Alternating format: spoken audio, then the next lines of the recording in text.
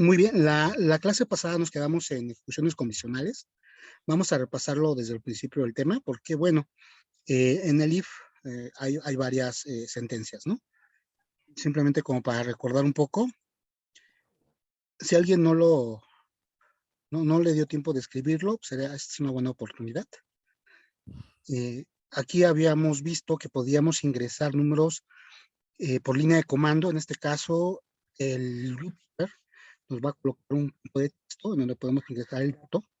Entonces, ese dato ya lo podemos comparar con el if, ¿no? Vamos a ejecutarlo y lo que va a hacer es validar si el número que ingresamos en el campo de texto es mayor a 5. Si escribimos un 2, le damos enter, no nos pinta nada, porque no entró a la sentencia if, porque la validación del if devolvió un false. ¿Sí? Ahora lo volvemos a ejecutar y vamos a escribir un case. En este caso, si entró a la expresión y nos devolvió el mensaje soy mayor que 5, ¿correcto?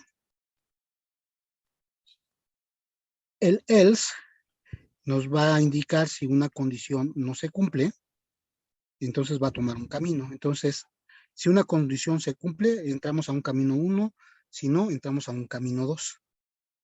El código es muy parecido. Aquí va a validar si es mayor que 5. De lo contrario, entonces es menor que 5. ¿Vale? Vamos a ejecutarlo. Vamos a escribir un 2, un 3. Soy menor o igual que 5. Y si escribimos un 7, soy mayor que 5. Okay.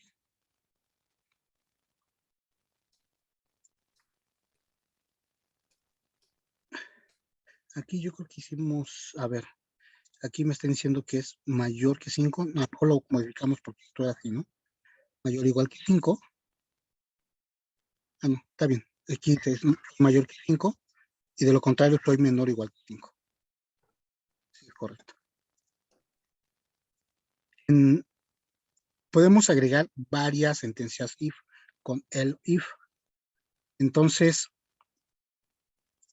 veíamos que aquí en este bucle el number a 5 no se iba a ejecutar porque siempre iba a quedar en el número mayor a 5, ¿no? De lo contrario, y sí podemos validar si es igual a 10. Si no es igual a 10, puede imprimir menor que 5, ¿no? De la misma forma, la parte de abajo, aquí sí empezamos a validar número por número. Validamos si el número es igual que 5, que es igual a 10, que es igual a 11, ¿no? Entonces, de la misma manera podemos escribir un 4 y nos va a empezar a escribir los mensajes, ¿no? El mensaje de arriba es la primera instrucción y el mensaje de abajo es la instrucción es el siguiente bloque de código. ¿Sale? Si colocamos otro número, por ejemplo el 10, estamos imprimiendo el 10, que sería esta sección. Si imprimimos el 11, estamos imprimiendo el 11, que es esta, ¿no?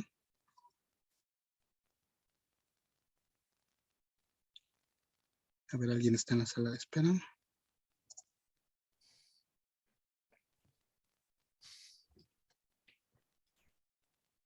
Listo. Me disculpa, es que luego no alcanzo a ver no me pasan mensajitos aquí de está en mi sala. No sé por qué. Ahora vamos con las ejecuciones iterativas, ¿sí? Estas instrucciones nos permiten ejecutar varias veces un bloque de código, ¿sí? Empezamos con el while, que sería el mientras. Y entonces si tenemos aquí un número igual a 5 y colocamos otro otra variable de control, que fin es igual a 0. Aquí colocamos un while y esto se va a imprimir mientras el número sea mayor que el final. Y si se dan cuenta, aquí ya estamos utilizando una sentencia para ir haciendo que ese número sea menor. Entonces va a empezar en 5, 4, 3, 2, 1, 0, ¿no? Y la ejecutamos y aquí salió. Ahora, por ejemplo, voy a colocar en un 3, a 0, 1, 2, porque empieza en 0, ¿no? Bueno, más bien empieza en 2 y termina en 0. Va decreciendo el valor. Ahora si colocamos un 10, pues ya el número fue mucho más grande, ¿no? Vamos a dejarlo igual en 5 y imprimió, en este caso, 0 es 1, 2, 3, 4, 5 veces ese valor. ¿Ya vieron? Entonces, si pueden copiar el ejercicio y conforme vayan terminando igual en la misma mecánica, van comentando para seguir avanzando.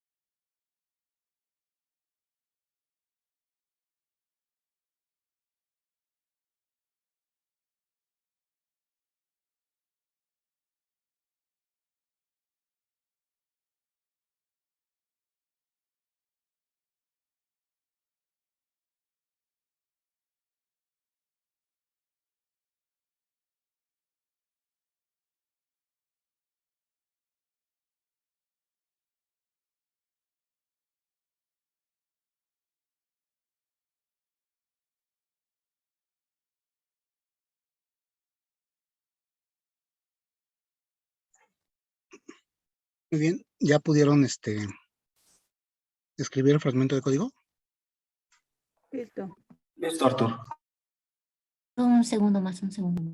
Ok, yo los espero, ¿eh?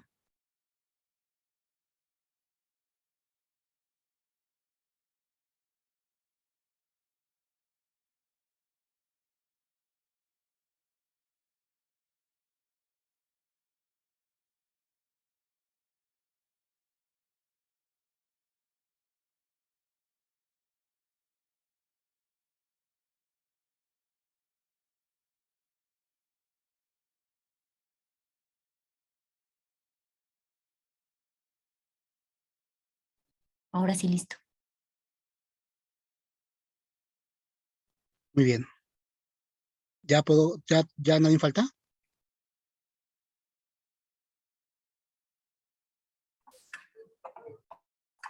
No, listo.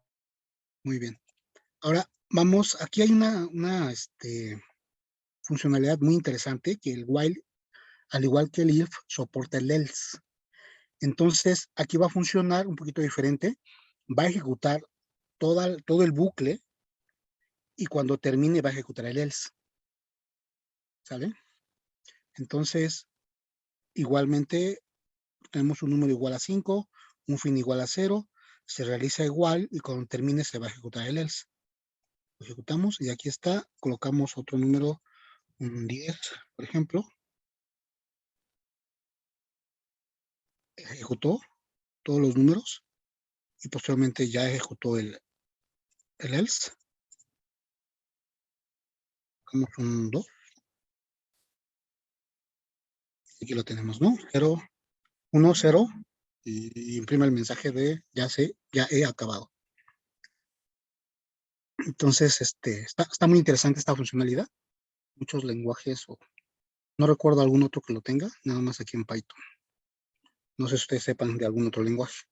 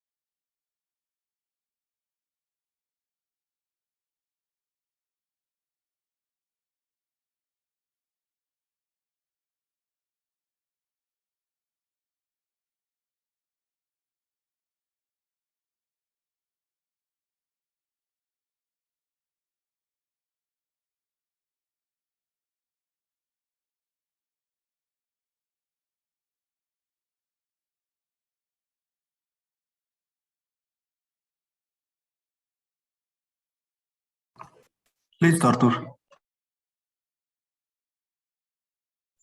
Muy bien.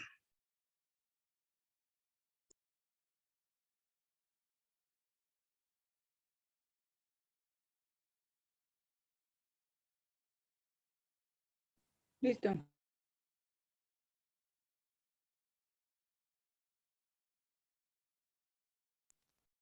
Muy bien. ¿Alguien más falta? No, Artur, ya listo. Perfecto. Ahora vamos a empezar con el bucle for, aunque ya lo hemos visto anteriormente con algunos pequeños ejercicios cuando estamos viendo diccionarios y listas. Vamos a meternos un poquito más en esta instrucción, porque como muchos ya saben, se utiliza muy intensamente, ¿sale? Entonces, el bucle for también soporta el else, una característica muy interesante cuando tú vas a iterar sobre una matriz o vas a iterar sobre una lista y quieres que cuando termine de iterar ejecute una acción, ¿no? Por ejemplo, a lo mejor esa lista quieres que ejecutarla para que realice un cálculo, la quieres meter a una base de datos, la quieres meter a un archivo de texto o la quieres mandar a algún otro repositorio, ¿no? Yo, por ejemplo, yo lo he usado para cuando termina un procesamiento, entonces el log resultante lo mando a un bucket de S3 en AWS. Entonces, la verdad es que sí es muy útil. De la misma forma, esto ya lo habíamos visto, esta partecita. Aquí yo tengo una lista de números. Lo que hago es citarla. El valor de cada número me lo deja en la primera variable y la variable que dice número es la lista. Y aquí voy imprimiendo los ítems de cada posición de la lista. Y cuando termina, pues ya imprime el mensaje de ya he acabado.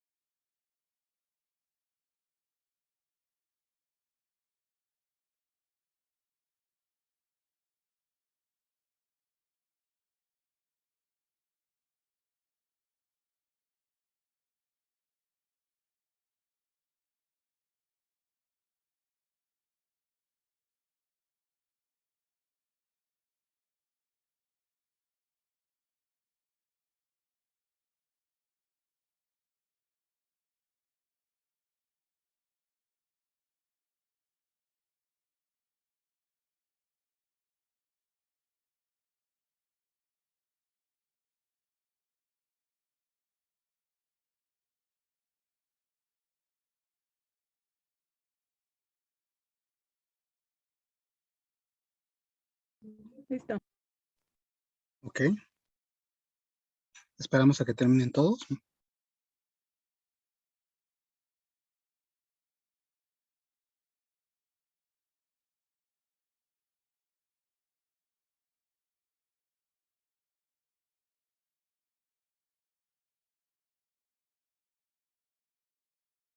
Listo.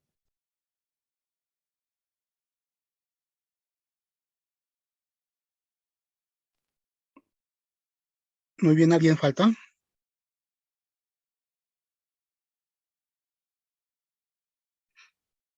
Ok, parece que ya todos, ¿no?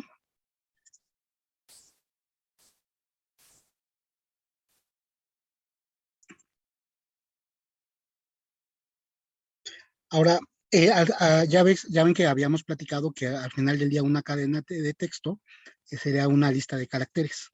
Entonces, al igual que con una lista normal, una cadena de caracteres la podemos utilizar como si fuera una lista y la podemos recorrer, ¿no? En este caso, imprimiríamos cada uno de los caracteres del string que estemos utilizando o cadena de caracteres. Entonces, aquí tenemos un hola mundo. Vamos a quitar la segunda palabra, hola. Incluso aquí podríamos ponernos un poquito más creativos. Podemos poner un if, carácter igual a o. Podemos hacer un count, ¿no? Un count igual a 0.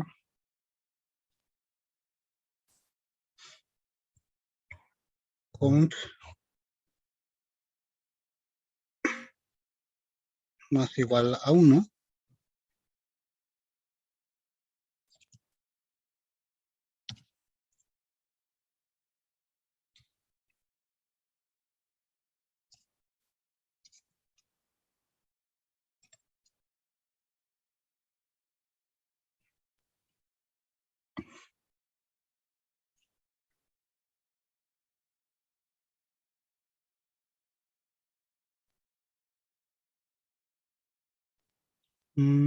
If, puse un punto. Aquí ya nos dio, ¿no? El número de letras, que son of.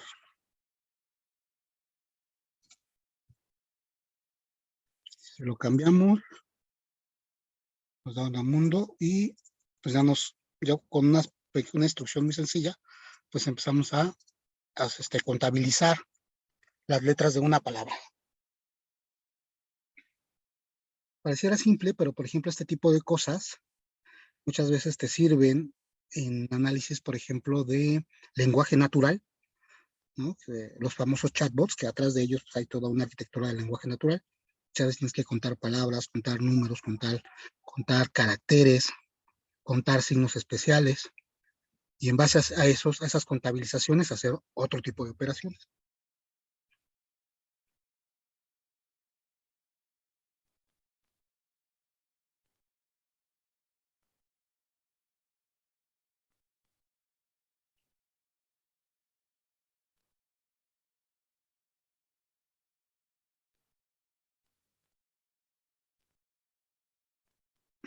Igualmente, entre semana también, si tienen dudas o algo más elaborado, me pueden mandar un correo con la duda, ¿no? Y ya se las respondo igual por correo.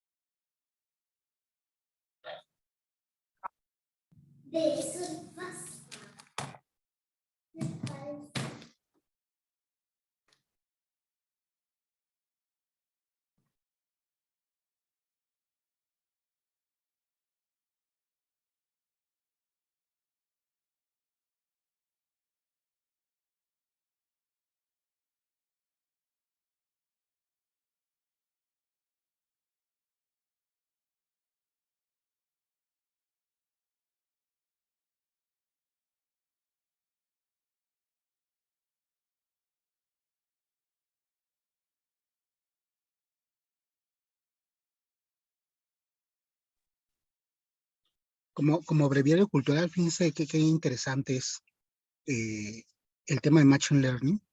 Por ejemplo, a mí me gusta mucho el tema de criptomonedas. Ahorita estoy haciendo, a petición de un amigo que también se dedica al trading, me pidió hacer un algoritmo de Machine Learning para poder predecir el precio de Ethereum, ¿no?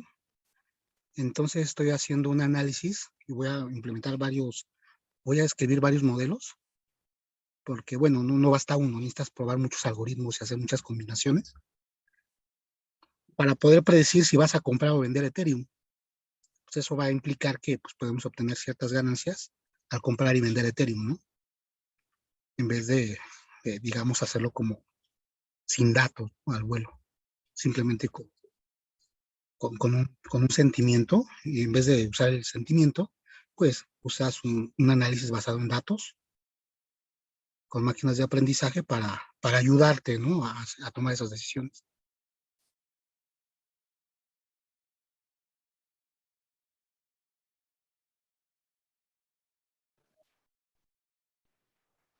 Oye, Arthur, pero si le estás metiendo algunos de los patrones de gráficos, o sea, esos patrones de gráficos los estás trasladando a algoritmos. Más bien a partir del dataset histórico de cómo se fue moviendo el precio y algunos otros datasets, algunos otros, digamos, características de cómo se mueven los precios, armo un dataset todavía mucho más complejo y a partir de ese dataset empiezo a aplicar distintos algoritmos, ¿no? Por ejemplo, ahorita estoy empezando a aplicar algoritmos de regresión lineal, voy a aplicar random forest, voy a aplicar máquinas de vectores y luego voy a aplicar aprendizaje profundo, ¿no? Y voy a ver qué otros algoritmos. Y a partir de eso puedo utilizar otro algoritmo para analizar esos algoritmos y hacer como una compensación, ¿no? ¿Y qué Porque, tanto histórico estás considerando? ¿mandé? ¿Qué tanto histórico estás considerando? Mira, lo estoy segmentando, estoy empezando desde el principio, pero, por ejemplo, el principio no te sirve tanto porque el precio era muy bajo. Los Ujú. primeros años, en el 2006 me parece que empezó, no, 2016. Entonces, a partir del 2016 como al 2018, no, 2019, no ayuda mucho, porque entonces la variabilidad de la predicción se mueve mucho. Me sirve más 2019 y 2020, los últimos 2 años, que es donde se empezó a elevar el precio, si no la distribución normal de tus datos se pierde, ¿no? ¿Y estás Se diluye. considerando como referencia el precio de BTC para incluir en el precio de Ethereum? Son varios factores. De hecho, por ejemplo, lo que se puede hacer también son como validaciones cruzadas, validar cómo se fueron moviendo también otras monedas, cómo se movió el dólar, cómo se movieron los precios del petróleo y cómo se movieron algunos otros índices, y a partir de ahí tratar de encontrar patrones, ¿no? Porque muchas veces algunos índices mueven otros índices. Entonces eso es lo ¿Estás interesante. considerando precios spot o futuros? ¿Perdón? ¿Estás considerando precios spot o futuros? No, ahorita estoy considerando puros precios actuales, no estoy considerando futuros. Ajá.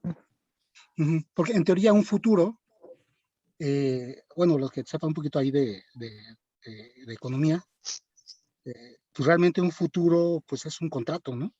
No sé si estás Ujú, hablando de esos futuros. ujú. Sí, sí, sí, de esos. Sí. Más o menos ahorita, y qué buena idea, me diste una buena idea, porque sí, muchas veces un futuro pues es un contrato donde garantizas el precio de un bien. Exacto. Y dices, bueno, el precio del petróleo te lo pongo en un contrato a futuro y el próximo año yo te garantizo que el precio va a estar en $50 por barril, ¿no? Bueno, no es para tanto, pero sí. Sí, un Ujú. ejemplo. Pues sí, también estaría bueno. Sí, sí. No, pues ahí nos ayudas, Arthur, cuando tengas Sí, sí, sí. ese. Sí, ahí nos juntamos, hacemos otro grupo Sí, de sí, sí. inversionistas Hay de que meter ahí criptomonedas. también un dashboard en Grafana para ir viendo cómo se van moviendo. Sí, Va, esa pues es sí. la idea. Y bueno, ¿Tú sí tienes inversión en Bitcoin, Arthur? poco, pero sí tengo. En varias, diversificado en varias monedas. Sobre todo porque tienes que aprender, ¿no? O sea, no puedes invertir mucho dinero de un solo golpe porque pues, puedes perder si no lo dominas. Vale, sí haces ese grupo y luego nos platicas. Claro, claro. Para que vean que sí sirve todo esto. Ayuda mucho. Entender los números. Y bueno, aquí en el siguiente punto, bueno, podemos tener una lista, obviamente, pues, con distintos tipos de elementos. Igualmente poder iterar. Vamos a ponerle un 97.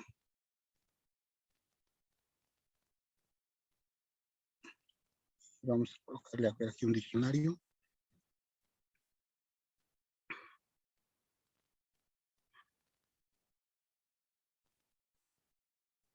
Listo. ¿Vieron? Entonces, lo magnífico aquí de las listas, ¿no? Por ejemplo, en Java, bueno, ahorita ya no me he metido mucho en Java últimamente, pero hasta donde recuerdo, las listas deben ser un solo tipo de elemento, ¿no?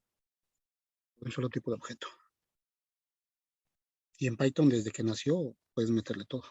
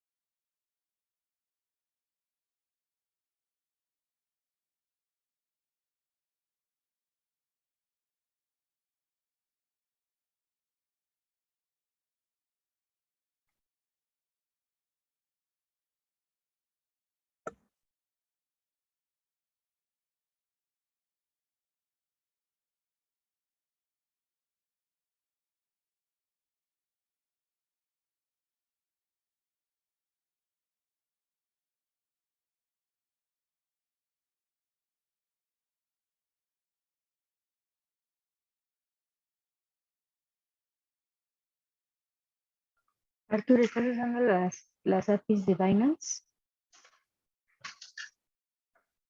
¿Perdón? ¿Estás usando las APIs de Binance? Dynams, no sé qué es Dynams. Binance, Binance, para sí, sacar sí. los datos de criptos. Ajá. No los he usado.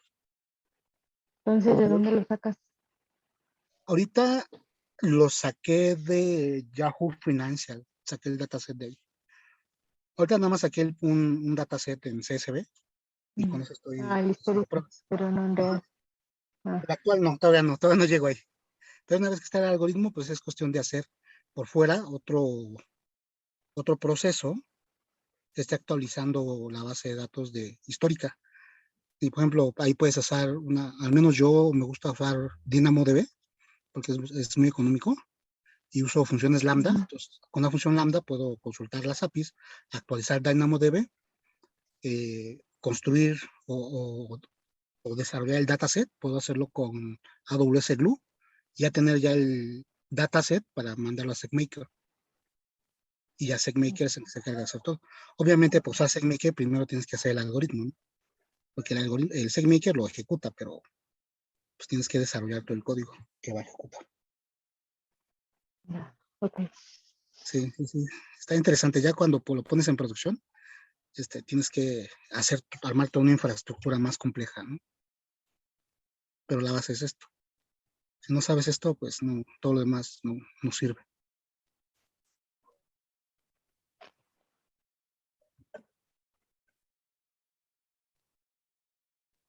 ¿Ya está todo? Ya. Listo. Magnífico. Ahora, el range lo que te permite es generar, digamos, un número, una lista de números, ¿sale? Entonces, si se dan cuenta, aquí arriba tenemos 1, 2, 3, 4, 5, 6, ¿vale? Y aquí estoy haciendo un range de 5. El range está de 0 hasta 5, pero nos van a dar 6 posiciones. Entonces, con el range, lo que estoy, digamos, recorriendo es una lista de salarios, pero por su índice. ¿Ya vieron? Aquí tengo lista de salarios, le coloco el índice. Entonces, incluso yo puedo colocar, por ejemplo, voy a imprimir el range.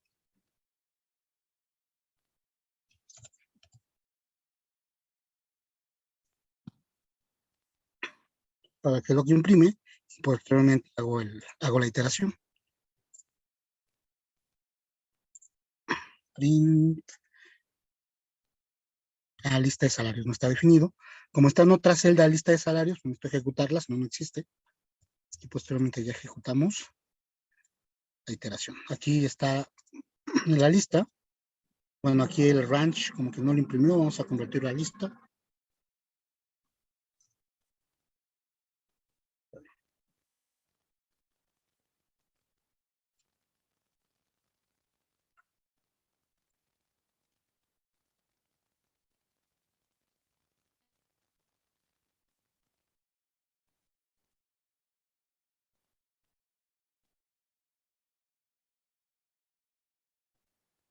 List,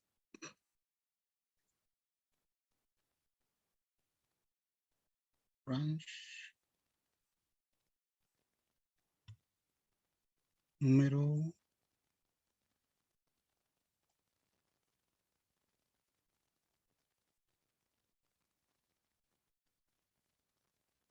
no me lo está dando, algo me equivoqué. Voy a...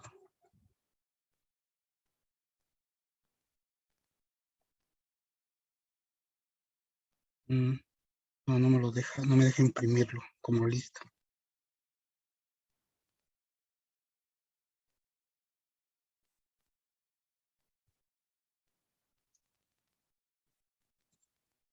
Tampoco me lo quiere devolver. Bueno, me lo devuelve nada más como definición. Y aquí, bueno, aquí lo imprimimos. Voy a ver por qué no lo quiere devolver.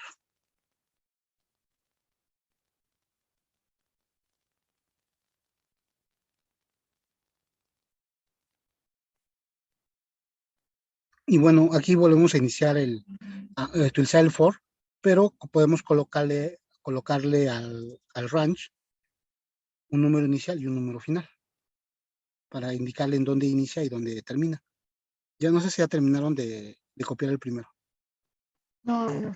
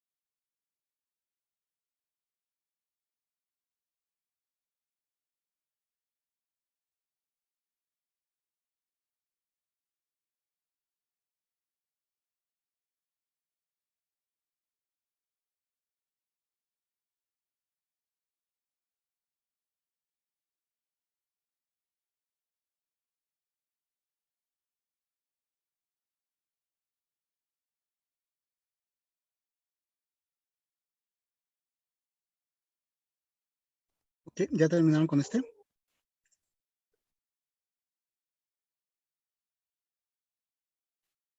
Sí. Muy bien, vamos con el siguiente. Es muy similar, pero aquí al range le podemos dar un número inicial y un número final. Entonces igual va a empezar en 0 y va a terminar en 5. Y podemos cambiar pues, ese número, ¿no? Por aquí empezamos igual, de 0 a 5, pero lo vamos a decir que empiece en 3, por ejemplo. Me va a imprimir esos índices, ¿no? O vamos a imprimir, por ejemplo, el 2.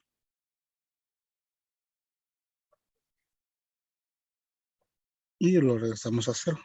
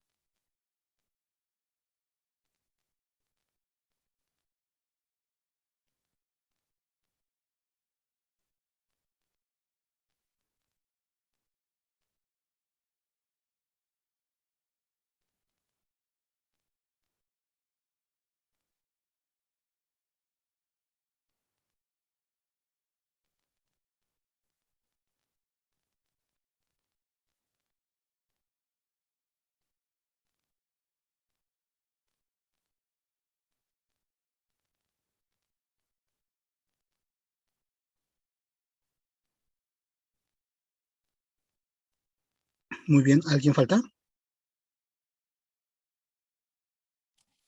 Listo. Listo. Listo. Magnífico.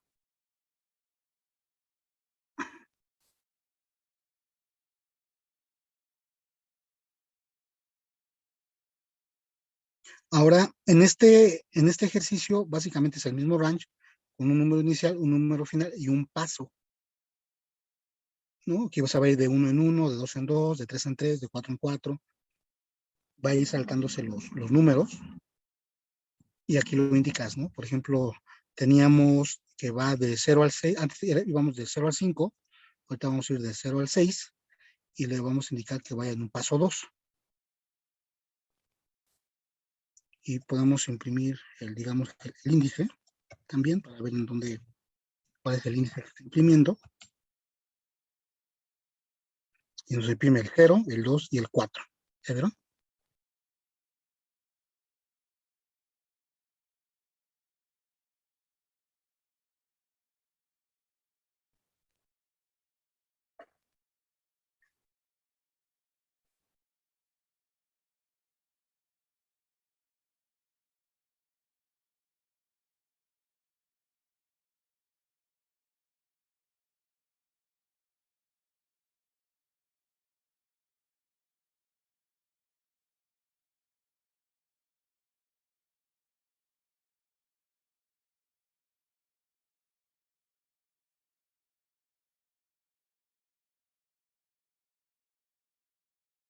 Recuerden, mañana examen de la clase 2. Estamos un poquito atrasados, pero vamos a retomar el ritmo, ¿no?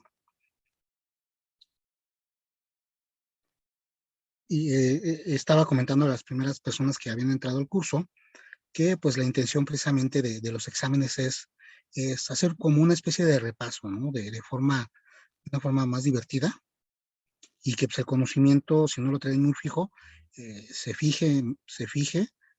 se recuerden los conceptos y poco a poco poder ir construyendo, ¿no? Construyendo más habilidades.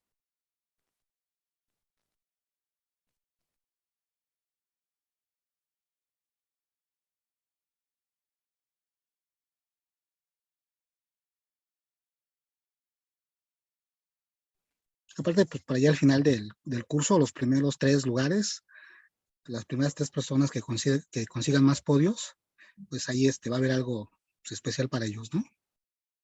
Un auto, no sé, un viaje a Miami, ahí vemos que.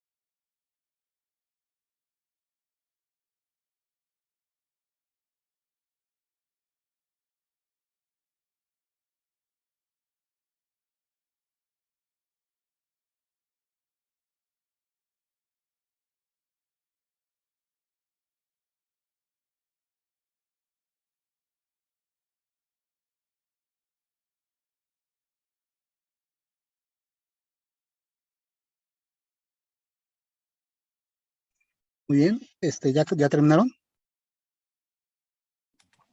Listo, sí. Sí, Artur. ¿Ok? ¿Alguien falta?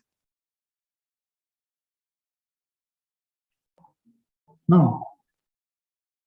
Muy bien.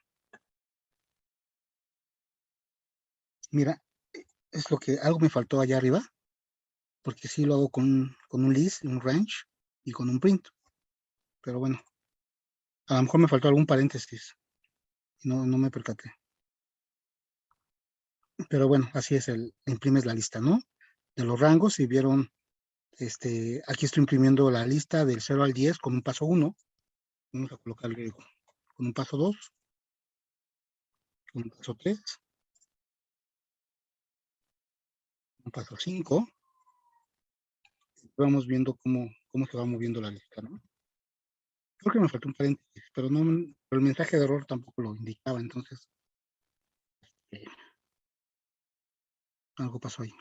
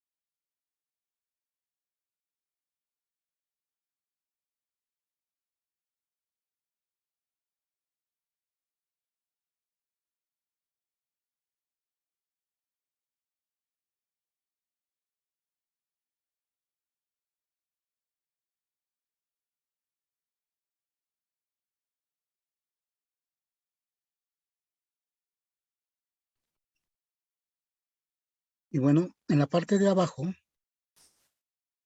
hacemos un ejercicio muy similar, pero con una cadena de texto. Aquí la diferencia es que con LEN tenemos el tamaño o la longitud de la cadena y empezamos, ¿no? Vamos a generar un rango de números desde 0 hasta el tamaño de la cadena con un paso 2. En este caso, la cadena tiene 1, 2, 3, 4, 5, 6, 7, 8, 9, 10 caracteres. Entonces, hasta ese tamaño va a ser el que va a tomar. Y va a imprimir por medio del índice cada uno de los caracteres de la cadena. Aquí es paso 2, se va a ir brincando una posición. Si colocamos el 1, pues regresamos a la cadena completa.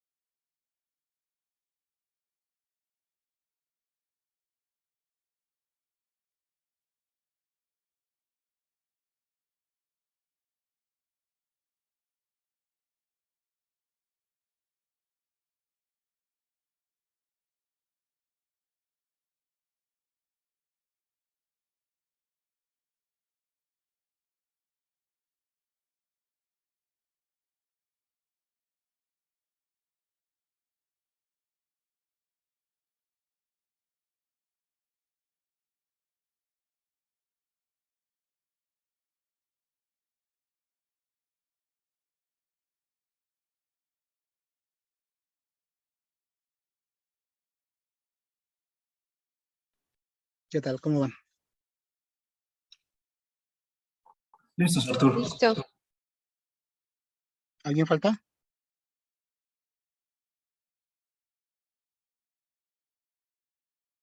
Ok, continuamos. Bueno, simplemente un recordatorio, ya lo hemos usado muchas veces el IN. Y bueno, aquí hacemos una iteración de una lista utilizando el IN, y en automático pues va iterando toda la lista, ¿no? Entonces, hacemos un for de la lista de salarios e imprimimos el salario.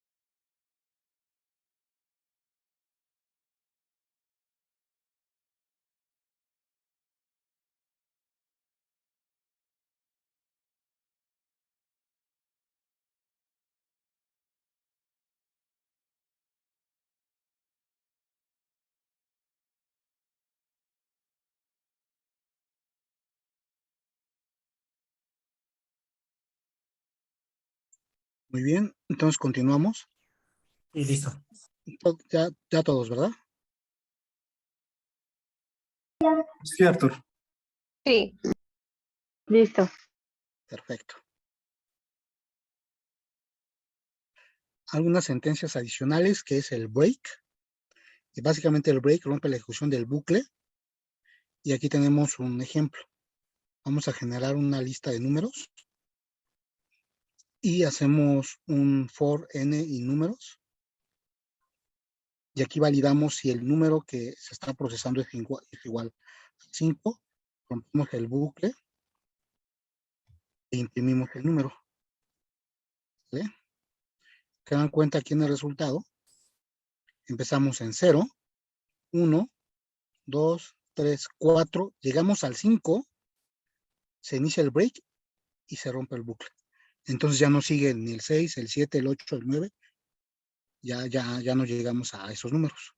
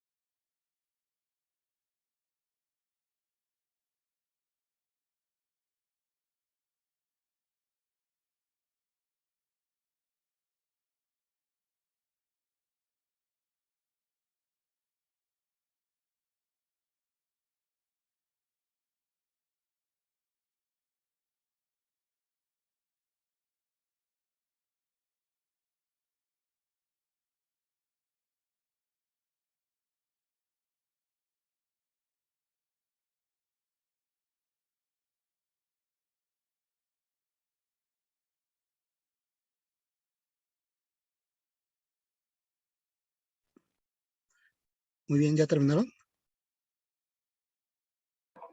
Sí, Arthur. Ya. Sí, Arthur. Ya.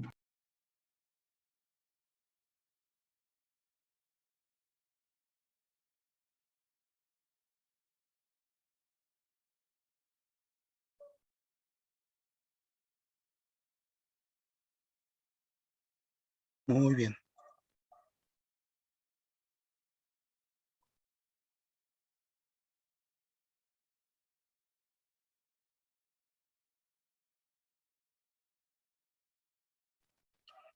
Ahora, el continuo me permite saltarnos una ejecución de la iteración sin que se rompa la ejecución final.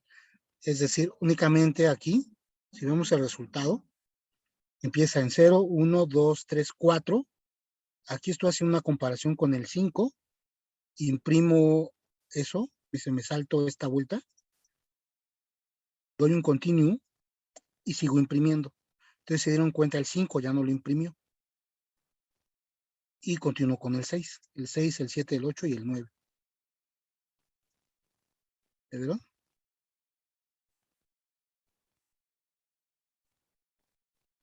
Entonces puedo decirle, bueno, sáltate el 3. Aquí tengo 0, 1, 2 y el 3 ya no lo ejecutó. Sáltate el 0. Empieza en 1. O el 9. Empezó 0, 1 hasta el 8. Y el 9 ya no lo ejecutó.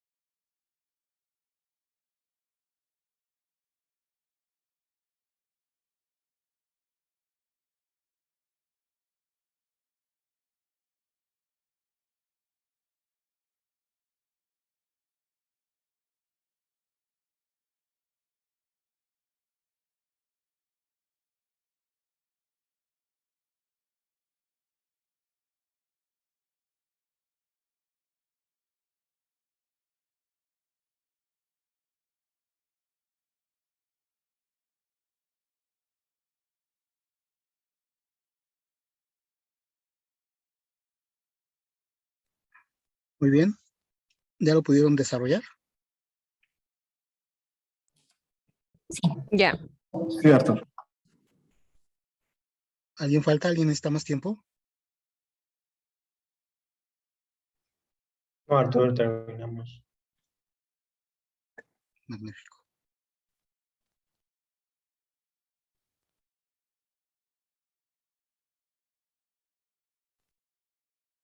Ahora vamos a ver iteradores.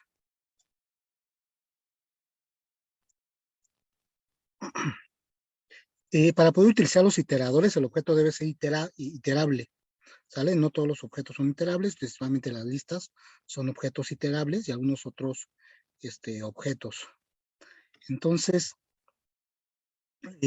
podemos, aquí tenemos un ejemplo, tenemos una cadena que dice hola, ¿sí?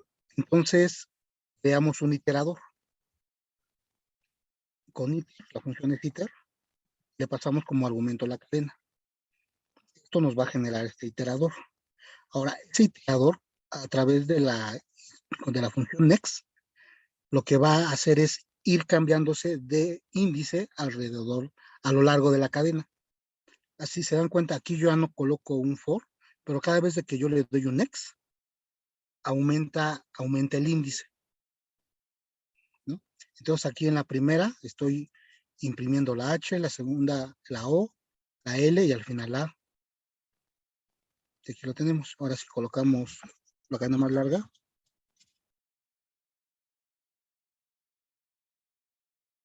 y imprimimos nuevamente aquí, la siguiente, después de la A, un espacio. Entonces nos va a imprimir un espacio.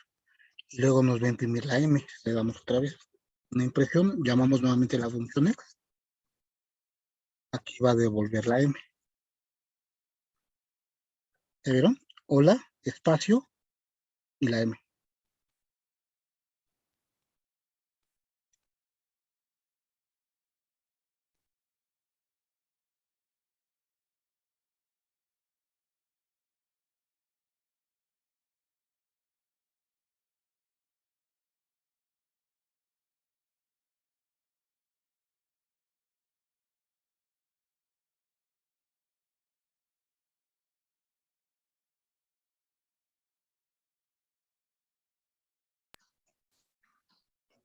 Artur, cuando hacemos la iteración de la cadena, se construye como un objeto iterador y se van asignando los caracteres a ese objeto en ciertas posiciones, porque después si intento imprimir iterador sin el next, o sea, solamente el Ajá. iterador, no me devuelve nada. Bueno, sí, me devuelve ahí como un objeto raro.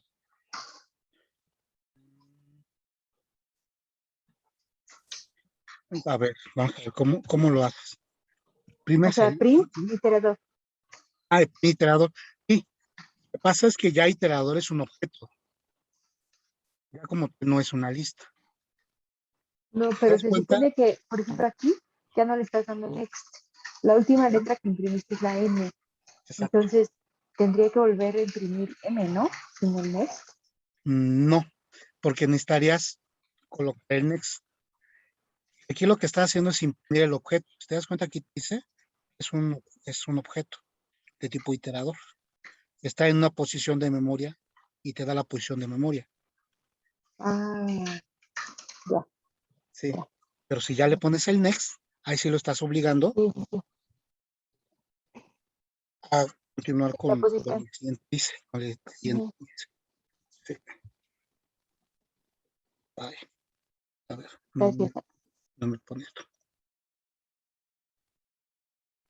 ¿Viste? Ah, sí, ya imprimió la U. Y es como, sí, es el único. Exacto. Ahora, vámonos con funciones. Al igual que otros lenguajes de programación, aquí podemos definir funciones. La palabra reservada para construir estas funciones es def y el nombre de la función. Y podemos colocar por argumento las variables que va a recibir esta función. Si, por ejemplo, estoy en una función que calcula el área de un triángulo a través de la base y su altura, base por altura sobre 2, y devuelve el área. ¿Ya vieron? Realmente es muy sencillo definir la función. Obviamente, para los que saben programar, saben que esto es muy útil para poder reutilizar código, construir funciones más complejas, reutilizarlo y hacer múltiples llamadas dentro de algún bucle o alguna sentencia de bifurcación, ¿no?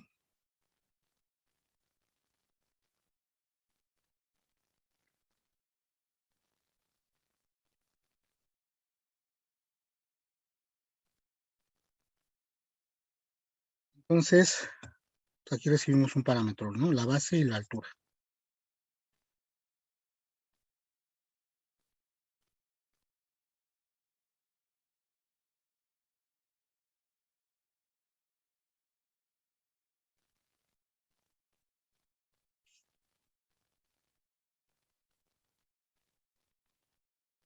Ahora fíjense muy bien aquí, y lo vamos a ver un poquito adelante. Aquí estamos definiendo los parámetros de una función, y aquí estamos llamando a la función. ¿Ya vieron? Y le pasamos el 6 y el 5 para que haga ese cálculo. Entonces este 6 y este 5, digamos ya convencionalmente, ya no son parámetros, ya son argumentos.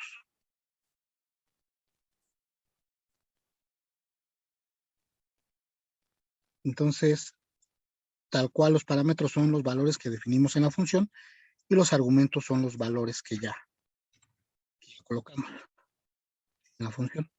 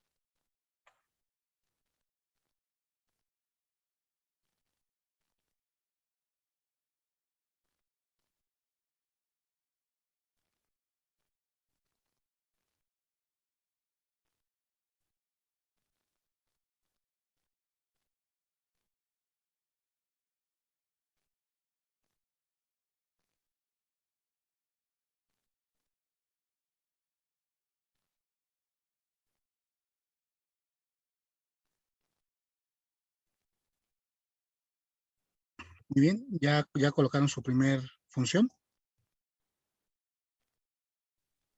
Ya. Listo. Una duda, Arthur, aquí Sí. con esta función. En este caso, estoy viendo que en el resultado se está dando 15.0, o sea, es un flotante. ¿En qué momento se definió? ¿En el momento que se dividió entre dos o ya es la naturaleza de la función? No, es al momento de que se dividió entre 2 en la operación.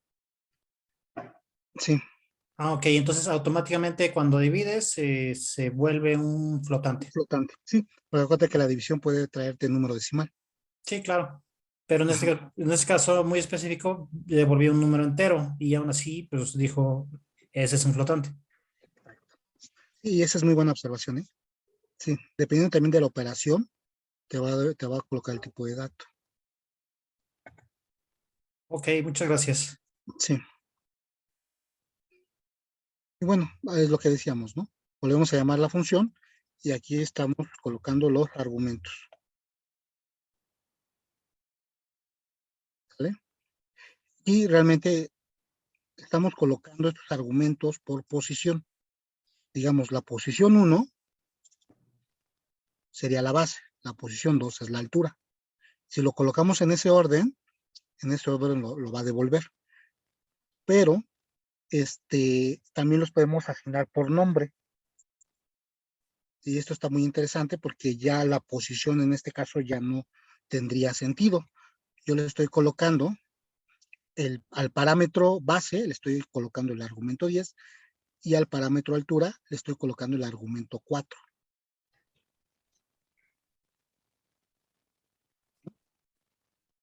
Aquí los podría cambiar. Primero defino la altura y después le paso la base. Me sigue dando 20. En cambio, acá arriba, si yo le pongo aquí el 8 en vez del 6 y el 6 en vez del 8, no lo va a tomar así. El primero lo va a seguir tomando como base y el segundo como altura.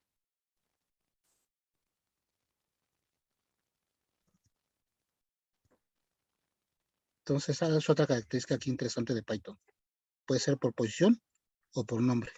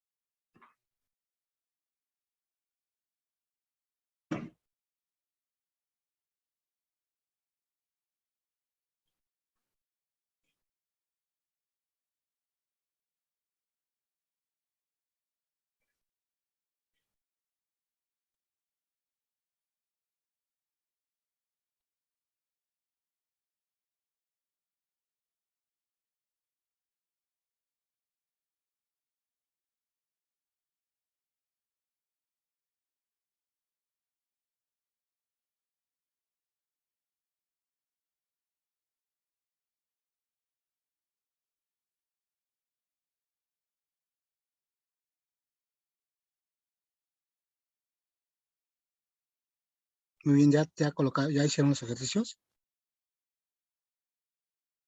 Sí. Magnífico. También podemos colocar un valor por defecto a la función, ¿sale? A diferencia también de otros lenguajes, sobre todo lenguajes un poquito más antiguos, más tradicionales, aquí puedes colocarle un valor por defecto al parámetro y si a la función la invocamos sin parámetros, digo, sin argumentos, va a tomar el valor por defecto. En este caso va a tomar la base 10, la altura 10 y va a ser la multiplicación.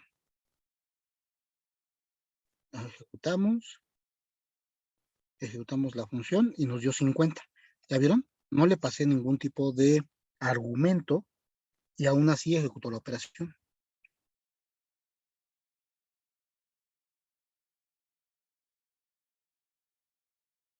Esta característica es muy importante porque se usa mucho, ¿no? De repente van a ver cuando entremos ya directo a los algoritmos que muchas funciones de los algoritmos tienen una gran cantidad de argumentos, 10, 15 argumentos. Y no todos son necesarios y nada más vamos a colocar los importantes o cuando ya empezamos a tunear los algoritmos, a ajustarlos, ahí sí vamos a empezar a colocar ciertas variables y ciertos parámetros para cambiar el comportamiento del algoritmo.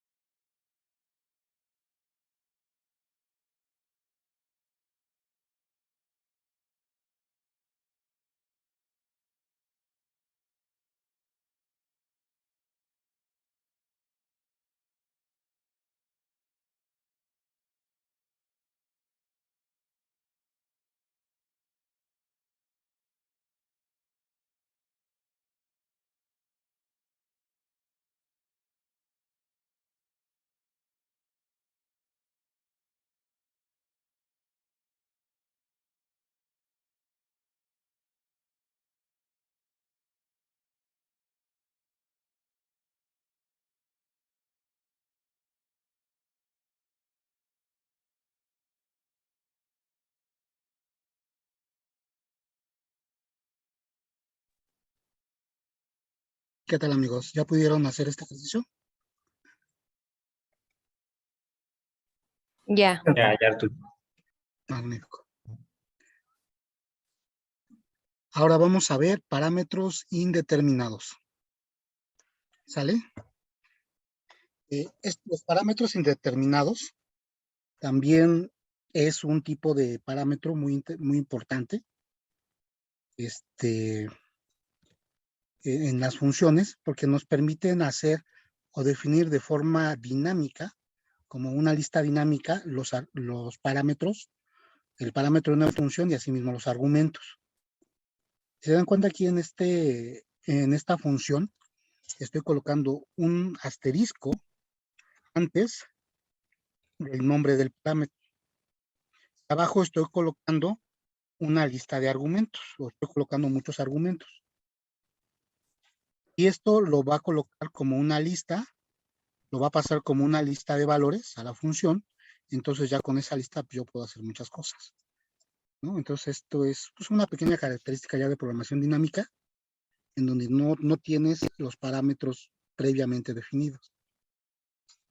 Si lo ejecutamos, van a ver los números, podemos quitarle un número, lo va a seguir entendiendo, podemos agregarles más números, ¿no?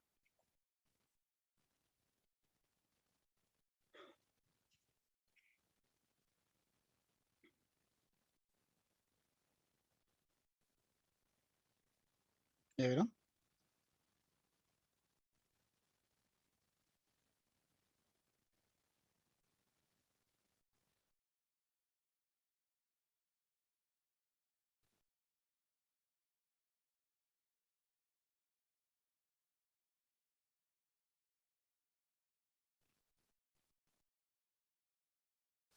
Incluso vamos a imprimir args. Vamos a ver el formato.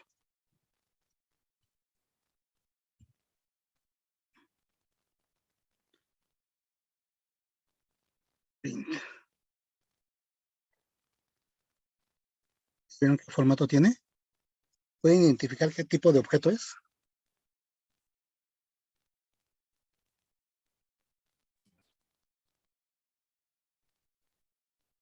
Una tupla, ¿no? Como una tupla. Exacto.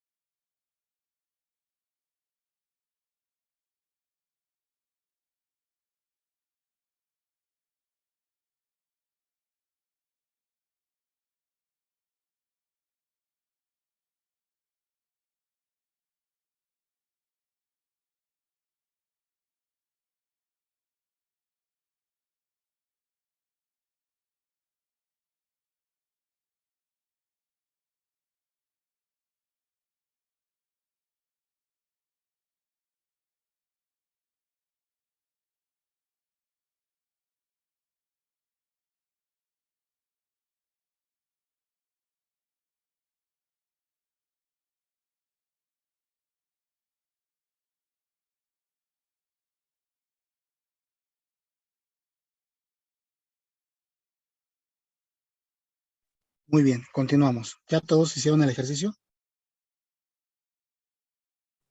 Sí. Sí. Si Sí, gustan, no tarden tanto tiempo, digamos, si colocan notas, yo les puedo mandar este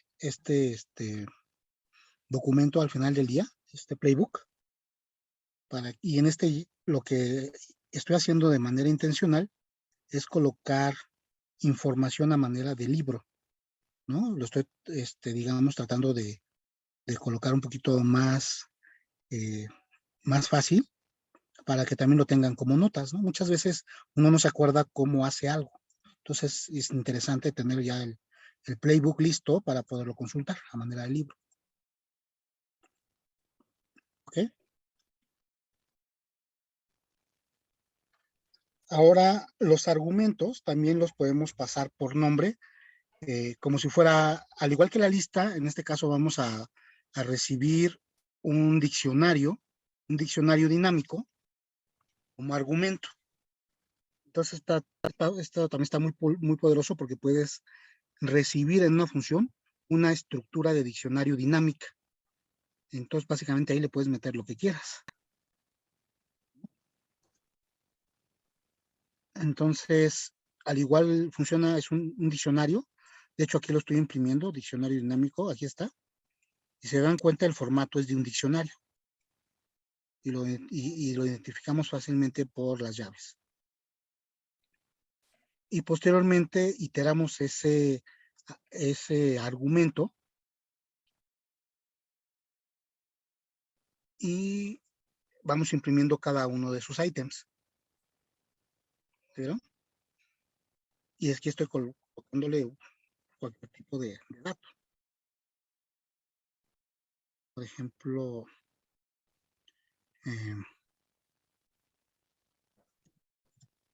argumento 1, 2, 3, argumento 4, igual, y vamos a ponerle un número flotante. Entonces, 5.657. Listo. Aquí está. Y aquí está el argumento 4.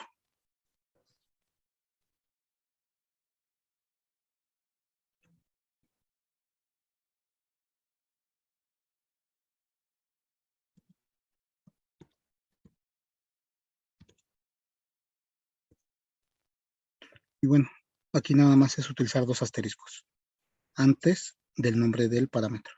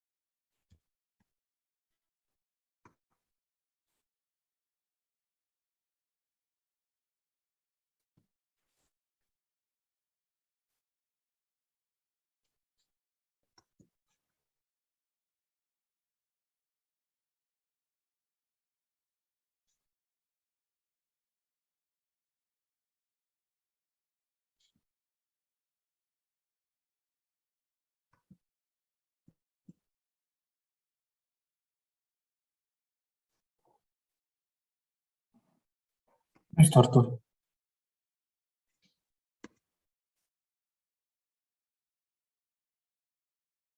Muy bien. ¿Alguien falta? listo. Unos segundos nada más, Artur, por favor. Sí, sí, adelante.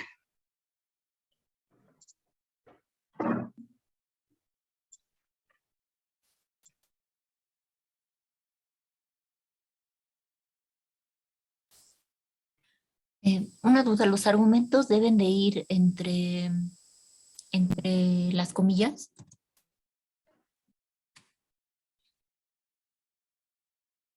Depende del tipo de dato que le vayas a pasar por argumento.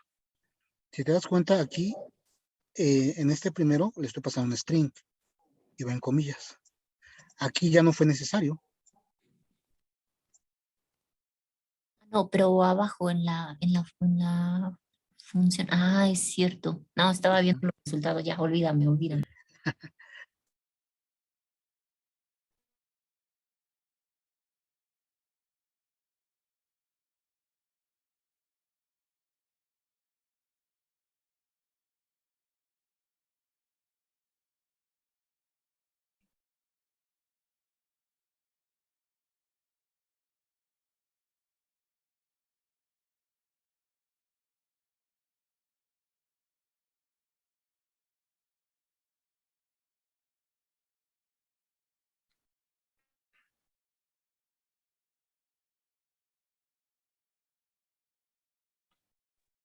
Ya quedó, Artur, gracias. Muy bien. Continuamos. Ahora vamos a ver el retorno de valores. Entonces, aquí esta función, para devolver un valor usamos return. Eh, esto es muy utilizado en muchos lenguajes de programación como tal. Entonces, aquí lo que estoy utilizando es, estoy devolviendo una potencia. ¿Ya vieron? Entonces, defino los parámetros. Aquí abajo llamo a la función, coloco los argumentos y con el return estoy devolviendo el valor. Aunque ya lo habíamos hecho más arriba, o no recuerdo si lo hicimos. No lo hicimos. Aquí estamos devolviendo un valor, ¿sale? Esto nos sirve porque podemos colocar ese valor. Nada más lo estamos imprimiendo, pero podemos dar ese valor en una variable. Por ejemplo, valor o a la potencia. Podemos utilizarlo de esta forma.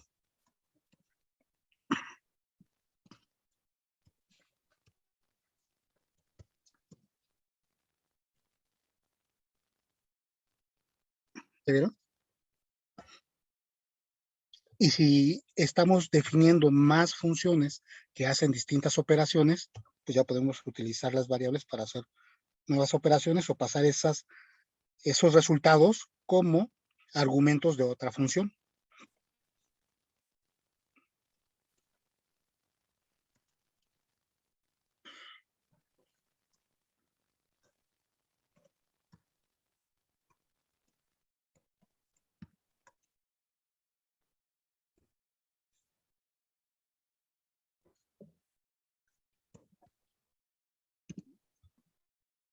Entonces podemos definir, más como a manera de ejercicio, podemos definir otra función que reciba un número y con ese número imprima el número.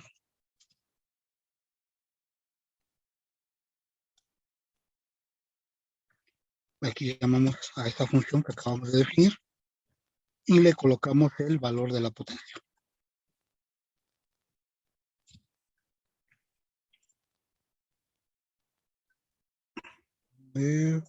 Faltan dos puntos. Int. Listo. ¿Ya vieron?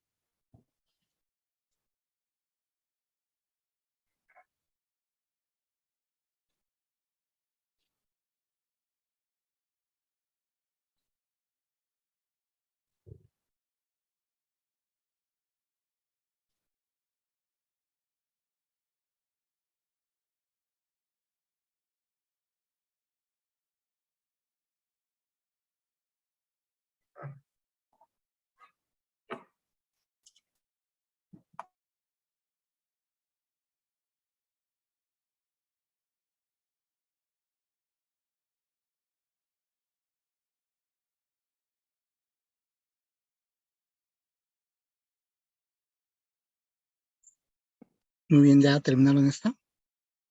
este ejercicio? Listo. Cierto.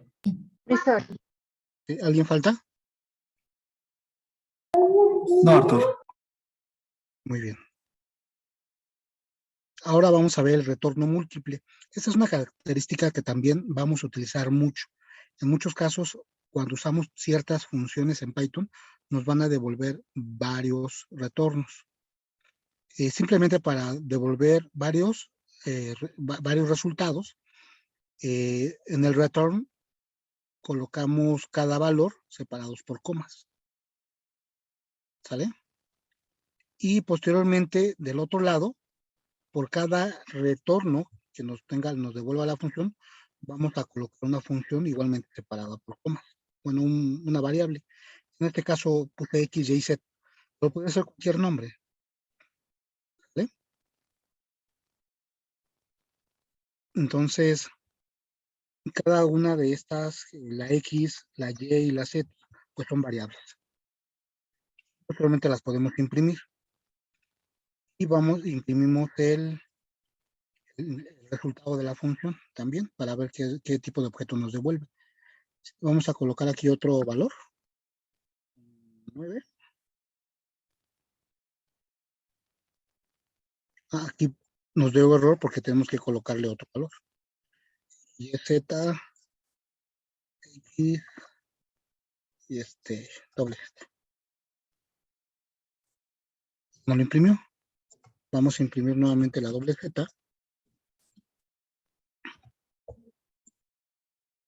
¿Ya vieron? Me imprimió el 9. Y si yo veo lo que me está devolviendo la función, aquí vemos nuevamente que es una tupla.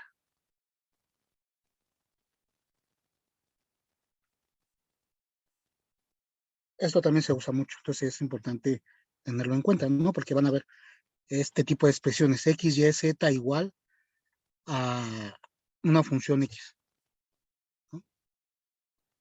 Se usa mucho, por ejemplo, cuando partimos un dataset, tienes un set de datos muy grande y dices, bueno, yo quiero que me devuelvas o me partas ese dataset en un 80% para entrenamiento y un 20% para pruebas.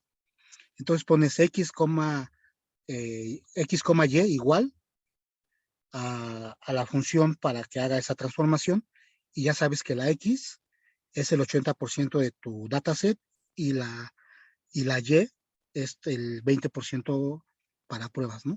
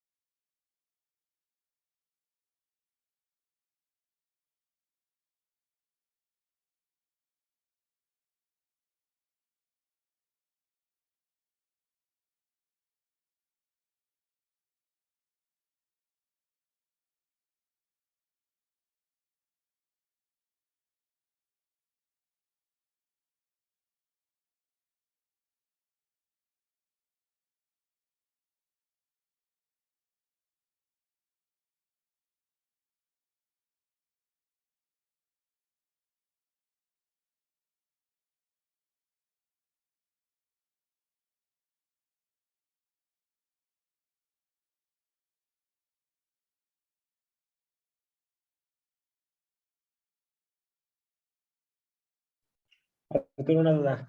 ¿Y por qué lo regresa, por ejemplo, ahí como si fuera una tupla y no como si fuera una lista, por ejemplo?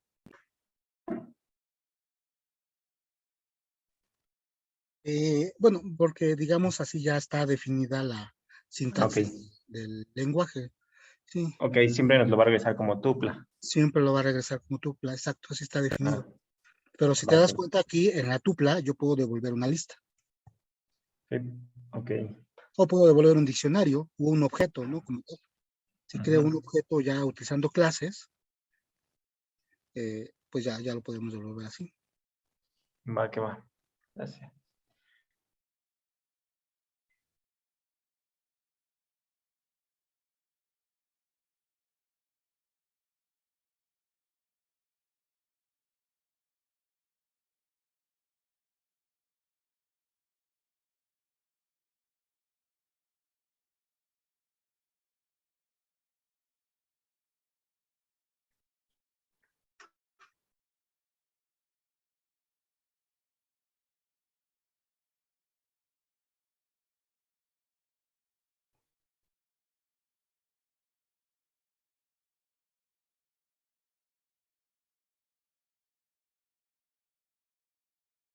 Muy bien, no sé si ya todos llegaron hasta aquí.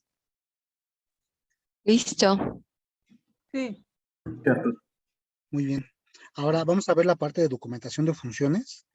Eh, para documentar una función, de hecho ya hay librerías más especializadas para documentar funciones, pero por defecto Python tiene una notación en donde tú colocas lo que quieres documentar,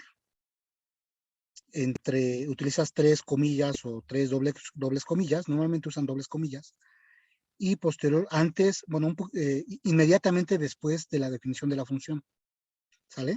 Entonces, defines tu función, inmediatamente después colocas la información y colocas ya todo el código que le va a dar vida a tu función. Entonces puedes utilizar la función help y colocas el nombre de tu función y te va a indicar, digamos, la documentación de esa función. Como les comento, ya hay algunos otros frameworks más avanzados, pueden buscar, hay muchos, que te permiten a través de la instalación de librerías colocar una documentación más avanzada, incluso para autogenerarla y generar archivos o documentos en HTML a partir de la documentación ya establecida en el código. Pero bueno, eso no lo vamos a ver aquí, pero sí vamos a ver lo más básico.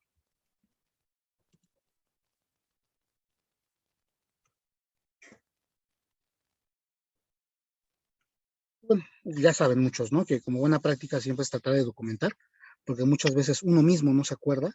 Tú haces un algoritmo muy complejo de 1000 líneas de código y lo revisas un año después y si no está bien documentado, pues cuesta trabajo, ¿no? Entender incluso qué hiciste. Y no se diga para alguien más que lee tu código. Si alguien más va a leer tu código, o lo va a modificar, lo va a agregar, pues si no tiene documentación se vuelve un poco más complicado.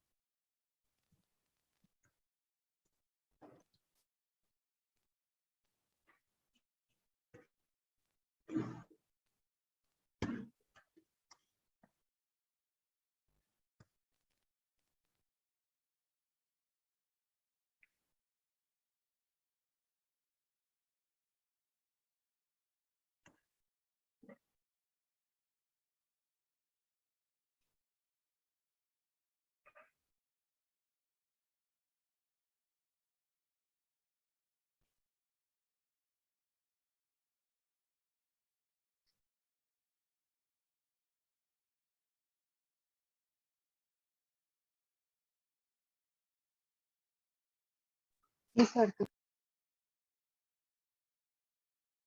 Muy bien. Pues hasta aquí yo creo que vamos a llegar. Lo que sigue es, mañana vamos a ver todas las funciones matemáticas de Python. Aquí es donde ya se pone también la cosa un poquito más interesante.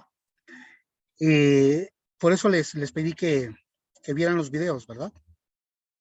Vamos a ver ya cómo utilizar el módulo MAT y algunos otros módulos matemáticos para desarrollar algunas funciones y me dirán, bueno, como para qué me puede servir, ¿no? Ya cuando estás haciendo modelos de datos un poquito más avanzados, muchas veces los datos que te dan o los datos que tienes, pues tienes que hacerles algunos cálculos, ¿no? A lo mejor si alguien por aquí empieza a trabajar desarrollando software para aerolíneas, pues tiene que calcular trayectorias. Entonces, bueno, va a empezar a trabajar con datos de tipo hiperbólico, con datos de ruta. Entonces, saberlo pues, es interesante, es importante. En el sistema financiero también muchas veces se llegan a utilizar. Y si no los conoces, pues de repente no sabes que existen y no sabes cómo aplicarlos, ¿no? O incluso no sabes que podrías aplicarlos y te fuiste por un camino más complicado. Entonces es importante por lo menos saber las funciones más básicas del módulo MAT.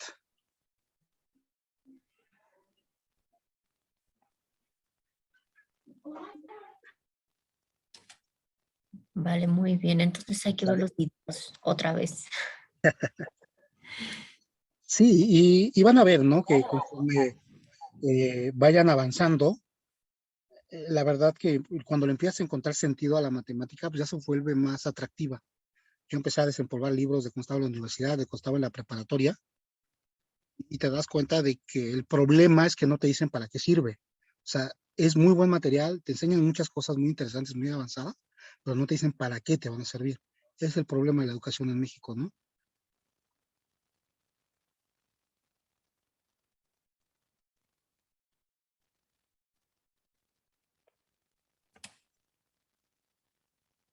Oye, Arturo, y una pregunta. Entonces, ¿el examen es mañana al terminar? Sí, mañana al terminar, no se preocupen, unas cuantas preguntitas. Va a estar muy fácil. Vale. Bueno, chicos, muchas gracias por asistir. Duda, comentarios, igual me los pueden mandar a su correo. Más adelante, la siguiente semana les voy a preparar una encuesta. El tema de los cursos lo estoy retomando apenas. Lo dejé varios años, ¿no? Varios años ya no di cursos, pero mi intención es seguir dando cursos más avanzados. Más adelante voy a preparar un curso, por ejemplo, de visión computacional. Voy a preparar otro curso de análisis del lenguaje natural. Y voy a preparar otro curso que va a ser ya más avanzado, de redes de neuronales, pero en este curso no vamos a alcanzar a ver, por ejemplo, redes neuronales convolucionales, redes neuronales recurrentes, que ya son conceptos mucho más avanzados. Por ejemplo, redes neuronales profundas, tampoco lo vamos a alcanzar a ver, porque digamos, si vieron el documento que les mandé, el temario es súper extenso, ¿no? Entonces, me serviría mucho pues poder conocer qué tan bien o qué tan mal lo hago, ¿no? Como les comento, lo estoy retomando, ya había perdido un poquito de práctica, pero pues mi intención es que más gente conozca esto, ¿no? Porque hay un déficit muy grande de ingenieros en inteligencia artificial y en ciencia de datos, y todo se está moviendo para allá. La verdad es que más adelante, como lo vimos en la introducción, pues ya va a haber sistemas que nos generen código, ¿no? Entonces, muchas de las funciones que incluso nosotros desarrollamos como programadores, como administradores de bases de datos, administradores de sistemas, van a ser suplantadas o van a ser eliminadas por sistemas de machine learning o de inteligencia artificial.